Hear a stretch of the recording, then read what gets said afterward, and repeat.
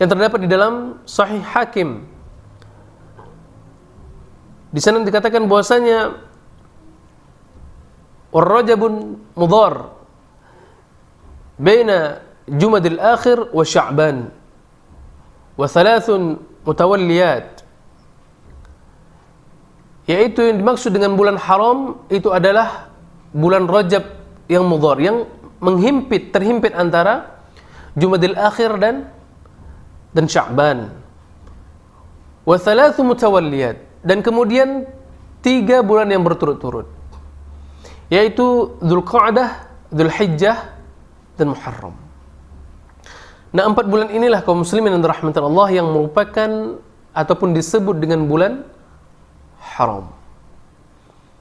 Di mana di dalam 4 bulan ini, termasuk bulan ini yaitu bulan Rajab, adalah di mana Allah Subhanahu wa taala melipatkan seluruh amal soleh yang kita lakukan. Kalau kita mengaji, maka ibadah mengaji tersebut akan dilipatkan oleh Allah Subhanahu wa taala.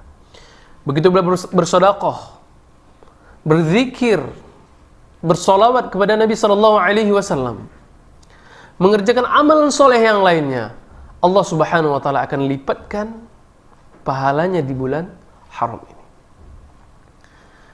Dan para ulama juga menyebutkan kaum muslimin yang dirahmati Allah, di bulan yang haram ini,